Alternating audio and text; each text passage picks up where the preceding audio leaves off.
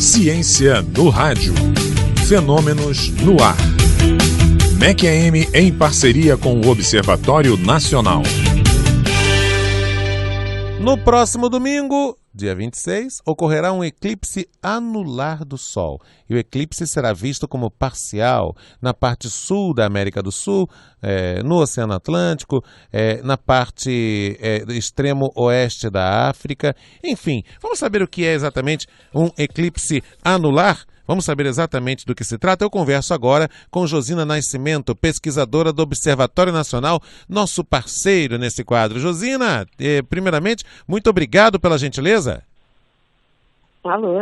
Muito obrigado pela gentileza, Josina, de conversar. Oi, eu não estava ouvindo antes a sua chamada, eu que agradeço aí, nós estamos mais uma vez com vocês. É um prazer, querida. Josina Nascimento, que esteve aqui com a gente no estúdio no finalzinho do ano passado, nos deu essa alegria. Josina, conta pra gente, por favor, o que é exatamente o eclipse anular? Para falar do eclipse anular, eu vou lembrar um pouquinho do eclipse total, né? Nós temos eclipse do Sol e eclipse da Lua. Nesse caso, é um eclipse do Sol, que vai acontecer durante o dia, e trata-se do alinhamento Sol, Lua e Terra. Então, a Lua, é Lua nova, a gente não está vendo, mas ela está lá, ela vai passar, digamos assim, de uma forma não tão exata, ela vai passar na frente do Sol, né? Na verdade, ela está entrando na sombra, né? Na sombra que a Terra vai estar nessa sombra que a Lua vai estar fazendo, né? Sol, Lua, Terra. Então, quando a Lua passa na frente, ela faz uma sombra na Terra. Uhum. Só que para nós aqui, né, para nós dessa região sudeste do Brasil, nós não vamos ver esse eclipse total, quer dizer, a sombra total da Lua. Será uma partezinha, uma ponta. Né? Essa coisa da sombra é uma coisa que a gente quase não fala, porque é difícil das pessoas perceberem, mas eu vou falar rapidamente. Nós temos, em todos os eclipses, na verdade, em toda a situação de um corpo extenso, a gente tem dois tipos de sombra. Tem a umbra e a penumbra. Até há pouco tempo atrás tivemos um eclipse, em início de fevereiro tivemos um eclipse penumbral da Lua, porque a umbra é a sombra forte mesmo, onde você não tem nenhuma luminosidade. E a penumbra é uma sombra, mas você ainda recebe luminosidade da fonte luminosa. Então, o eclipse total acontece nessa parte que a Terra está na umbra, a sombra forte. E essa sombra forte, ela acontece numa estreita faixa sobre a Terra. Então, quando tem eclipse total, mais ou menos numa faixa de 270 quilômetros de largura sobre a Terra, olha, 270 quilômetros sobre a superfície da Terra é muito pouco, atingem poucas cidades, né? A pessoa vê como total.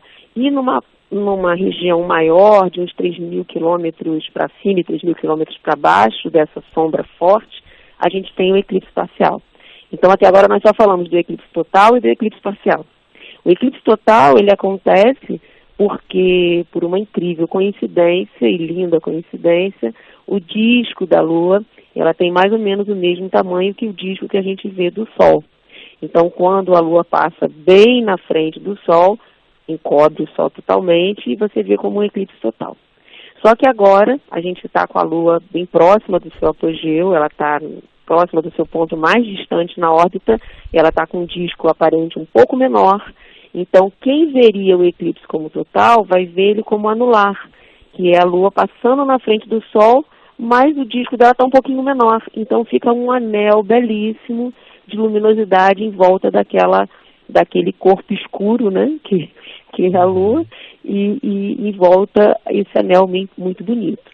Conte um pouquinho. Perdão, você ia concluir o raciocínio e eu ia dizer que dessa vez, nesse eclipse que vai acontecer agora no domingo de Carnaval, somente em algumas cidades do sul do Chile, algumas cidades do sul da Argentina e centro-sul da África, na verdade, centro-sul e oeste. E oeste. E parte oeste e extremo oeste ali, região de Dakar, por exemplo, capital do Senegal, deve ser um bom ponto de observação, não é isso?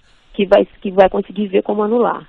Daí 3.000 quilômetros para cima e 3.000 quilômetros para baixo, a gente vai ver como parcial.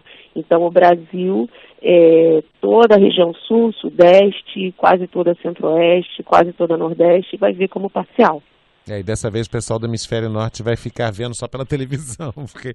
Mas em compensação, em 21 de agosto vai ter um eclipse total para eles lá nos Estados Unidos, algumas cidades dessa pequena estreita faixa vão ver como total. Então o pessoal do Hemisfério Norte tem que esperar até agosto, né? Agora... Até agosto, Josina, conte pra gente o seguinte, nessa hora, aí tem uma prestação de serviços importante que a gente pode deixar também aqui para os nossos ouvintes, que é a questão do como observar esse eclipse parcial. Muita gente acha que simplesmente pondo um antigo filme, né, de antiga máquina fotográfica, já resolveria o problema do risco para os olhos. E não é assim, né? Há um tempo atrás, nós estávamos conversando isso aqui ontem, quando eu era criança, quer dizer, uns 40, 50 anos atrás, fazia-se isso. Mas depois não ficou comprovado que também, mesmo olhando através dessa chapa velada, você tem prejuízos à vista. Na verdade, as pessoas não sabem isso, mas a gente não pode nem olhar fixamente para uma lâmpada. Se você olhar fixamente para uma lâmpada, aquela de fio de tungstênio, e você daqui a pouquinho fechar os olhos, você começa a ver aquela imagem em todo lugar. Ou seja, ela impressionou, queimou a sua retina. Isso é uma lâmpada. Agora, imagina o sol, né? Então, a gente não pode olhar para o sol em hipótese alguma, com óculos escuros, com chapa velada, nem quando é eclipse, nem quando não é eclipse, o pessoal fica deitado na praia e de vez em quando de óculos escuros olha para o sol, não pode fazer isso, de jeito algum. Então, nós até publicamos aqui no site do Observatório um site do Naelton, não é nosso funcionário, mas é uma pessoa que estuda isso há muitos anos, e que ele apresenta uma série de formas de fazer a observação indireta, utilizando um anteparo. Né? Uma outra coisa que também precisa chamar atenção, quem tem binóculo, quem tem telescópio e não tem um filtro próprio para observação solar, não olhe, pelo amor de Deus, não coloque o olho nesses equipamentos, que é pior ainda do que olhar olho nu. As consequências, elas são assim irreversíveis, é cegueira mesmo. E então vamos divulgar aqui para o ouvinte qual o caminho para ele achar esse site com informações de maneiras seguras de olhar. Qual seria? Segura, é o www.on.br, né, O de Observatório Internacional, on.br. Logo na frente vai estar a matéria sobre o eclipse solar.